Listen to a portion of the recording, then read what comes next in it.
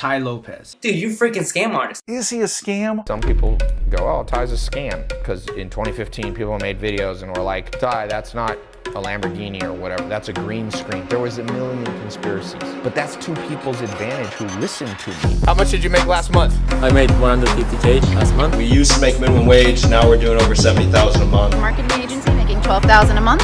35,000 a month. Making 12,000 a month. So now I'm at $10,000 a month. About 250. All the way up until $20,000 a month, $5,000 a month.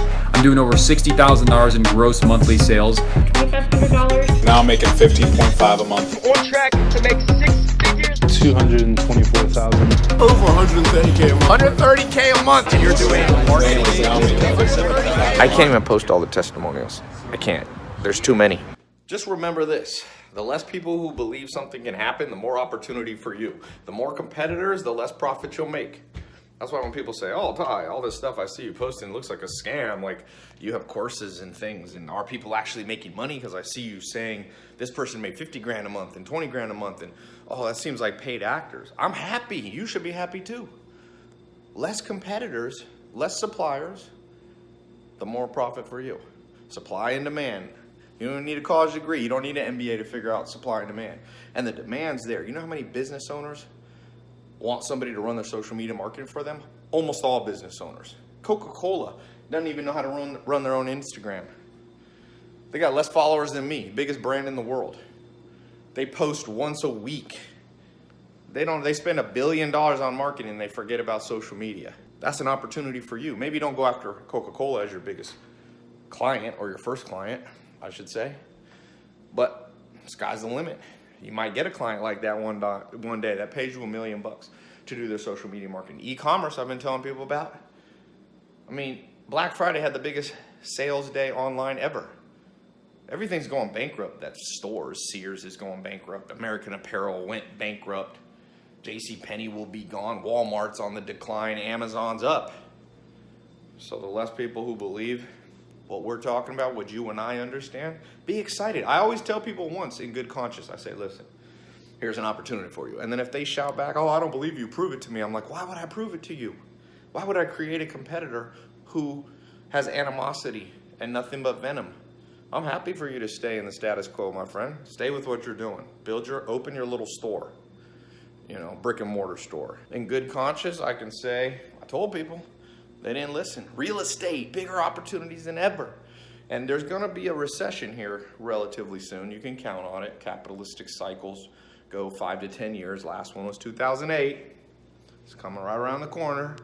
Real estate will shift hands. I was listening to Jim Rohn, and Jim Rohn goes, he's a motivational speaker who died a long time ago, but amazing. If you want to hear something badass, listen to Jim Rohn's. He has a 4-hour YouTube video before he died. And he says, if all the money in the world was spread out like a communist wanted to do, evenly, it'd go right back into the hands over 10 years. It'd go right back to the people who know how to manage it. Wealth moves around to those with skill, to those with acumen, to those with diligence, to those who think, to those who work hard and smart. And so when the recession comes, people still need a place to live. They still need a home. You think that's going to go away? You think people are going to stop needing real estate? No. But it's going to shift, and you could be one of those people who starts owning your whole block. You could be the landlord. And you could be a nice landlord. You don't have to exploit people.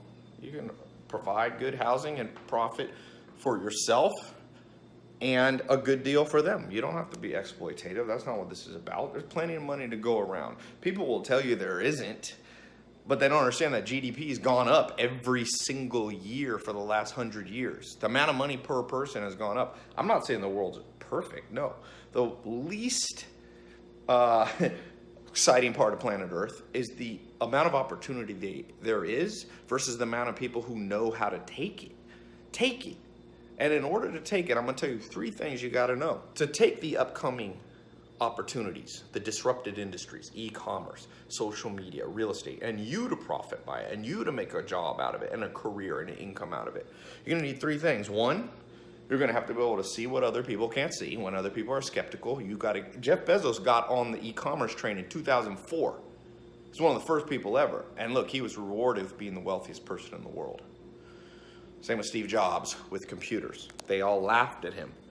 But that means there was no competitors and he just went in there. That's number one. You gotta have that vision and that thick skin. Number two, you have to build some skill. You know, you gotta build some skill. And most people have mentors or people who they kind of give them a boost and guide. Find somebody locally, find somebody online that can help you and cut the learning curve. Because if the learning curve takes too long, then other people come in and it'll take you too long. Even if you saw it first, other people will grab the opportunity before you. And then third, and last but not least, when you feel like giving up, remember the Chinese saying, the temptation to give up is greatest right before you're about to succeed. So when you start your little social media marketing agency or e-commerce or your entrepreneur venture or a side business while you keep your main job or your real estate investing or whatever it is you do, you're gonna encounter struggles. This ain't a get rich quick talk that I'm giving. You can get rich, but it rarely is quick and easy. But it happens, and sometimes it's easier than you think. It hasn't been as hard as I thought it would be. But that's not to say it hasn't been full of struggles. I mean, growing up, I thought it was impossible. I never met a millionaire in my life. It's not impossible. But remember, the temptation to give up is greatest right before you're about to succeed. So get excited when things aren't working perfectly, because that means you're getting closer, my friend.